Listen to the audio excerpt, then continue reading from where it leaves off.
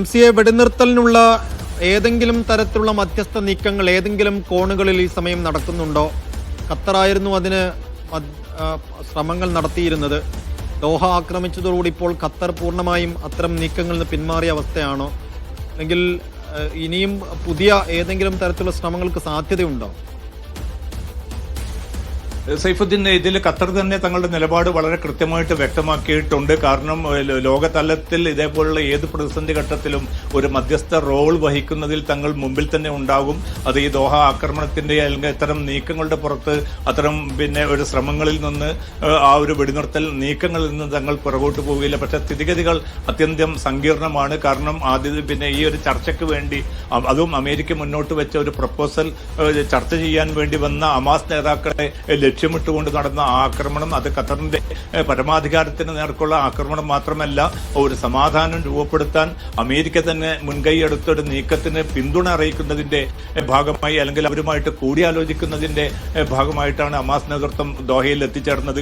അതുപോലും ഉൾക്കൊള്ളാൻ പറ്റാതെ വന്ന ദൗത്യ സംഘത്തെ പോലും ആക്രമിക്കാനുള്ള വളരെ ജുഗുപ്സാവഹമായിട്ടുള്ള ഒരു നീക്കമാണ് ഇസ്രായേൽ കൈക്കൊണ്ടത്. ഇതിലുള്ള വിയോജിപ്പുകളൊക്കെ നിലനിൽക്കുന്നുണ്ടെങ്കിലും ഏത് ഘട്ടത്തിലും ഒരു മധ്യസ്ഥ ചർച്ചയ്ക്ക് തങ്ങൾ ഒരുക്കമാണ്. പക്ഷെ അതിന് അനുകൂലമായിട്ടുള്ള സാഹചര്യം രൂപപ്പെടുത്താൻ അമേരിക്ക പോലുള്ള വൻശക്തി രാജ്യങ്ങൾ തയ്യാറാകണമെന്നൊരു അഭ്യർത്ഥനയാണ് ഖത്തർ ഏറ്റവും അവസാനമായിട്ട് മുന്നോട്ട് വെച്ചത്. ഈജിപ്തും ഇതേ നീക്കങ്ങൾ, കാരണം ഇനി ഈ സ്ഥിതിഗതികൾ കൂടുതൽ സങ്കീർണമാകുന്ന ഒരു അവസ്ഥ എന്നത് ഗസ സിറ്റിയിൽ നിന്ന് ഈ ആളുകൾ, ലക്ഷക്കണക്കിന് ആളുകൾ ഇപ്പോൾ ഈജിപ്തിന്റെ അതിർത്തിയിലേക്ക്, ആ ഒരു അതിർത്തി ചേർന്നുള്ള തെക്കൻ ഗസയിലേക്കാണ് ഇപ്പോൾ നീങ്ങിക്കൊണ്ടിരിക്കുന്നത്. ഏറ്റവും സ്ഫോടനാത്മകമായിട്ടുള്ള ഒരവസ്ഥയാണ് ആ പ്രദേശത്ത് ഇപ്പോൾ രൂപപ്പെട്ടിരിക്കുന്നത്. അതുകൊണ്ട് തന്നെ ജോർദാനെ സംബന്ധിച്ചിടത്തോളം, ഈജിപ്തിനെ സംബന്ധിച്ചിടത്തോളം അടുത്ത ഘട്ടം എന്നത് ഒരുപക്ഷെ കൂടുതൽ ശക്തമായിട്ടുള്ള ചില വെല്ലുവിളികൾ, സുരക്ഷാ വെല്ലുവിളികൾ ഈ രണ്ട് രാജ്യങ്ങളും നേരിടുന്നുണ്ട്. ഇന്നലെ തന്നെ ജോർദാനിൽ നിന്ന് പോയ ഒരു ട്രക്ക് ഡ്രൈവറാണ് ഇസ്രായേൽ സൈനികരെ വെടിവെച്ചു കൊന്നത്. ഇതോടുകൂടി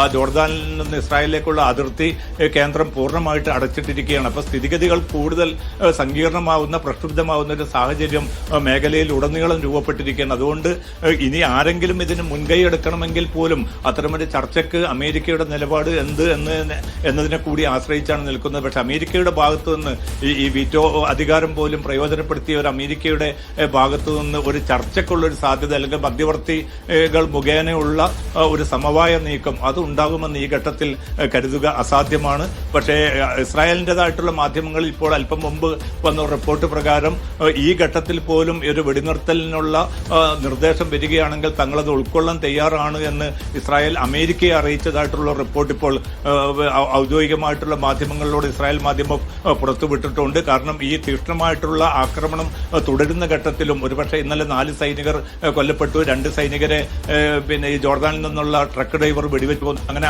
6 സൈനികരുടെ നഷ്ടം വന്നതോടുകൂടി തന്നെ ഇസ്രായേലിനെ സംബന്ധിച്ചിടത്തോളം ആഭ്യന്തര തലത്തിൽ കടുത്ത പ്രതിഷേധം രൂപപ്പെട്ടിട്ടുണ്ട്. അതോടൊപ്പം തന്നെ ബന്ദികളുടെ ജീവൻ രക്ഷപ്പെടുത്തണമെന്ന്, അല്ലെങ്കിൽ ബന്ദികളെ ജീവൻ കൊണ്ട് കളിക്കരുതെന്ന ശക്തമായിട്ടുള്ള മുന്നറിയിപ്പും ഇസ്രായേലിന്റെ ഉള്ളിൽ രൂപപ്പെടുന്നുണ്ട്. അതായിരിക്കണം ഒരുപക്ഷെ വെടിനിർത്തൽ സാധ്യത കൂടി ആരായാൻ ഇസ്രായേലിനെ ഇപ്പോൾ പ്രേരിപ്പിക്കുന്നത് എന്നാണ് ഈ റിപ്പോർട്ടുകളുടെ അടിസ്ഥാനത്തിൽ നമുക്ക് വിലയിരുത്താൻ സാധിക്കുന്നത്. സൈഫുദ്ദീൻ, എന്തായാലും ഗസയിൽ നിന്ന് ഏറ്റവും ദയനീയവും വേദനാജനകവുമായ ദൃശ്യങ്ങളും വാർത്തകളുമാണ് പോയ പകലിലും പുറത്തു വന്നത്. ഇന്നും 25ഓളം പേരെയാണ് ഗസ സിറ്റിയിൽ മാത്രം ഇസ്രായേൽ സേന വെടിവെച്ചു കൊന്നത്. ഗസ സിറ്റി പിടിക്കാൻ പല കോണുകളിൽ നിന്നായുള്ള ഇസ്രായേൽ കരസേനയുടെ ആക്രമണം തുടരുന്ന ഘട്ടം കൂടിയാണ് കാണുന്നത്. വിശദാംശങ്ങൾ നൽകിയത് MCA നാസർ, ദുബായിൽ നിന്ന്.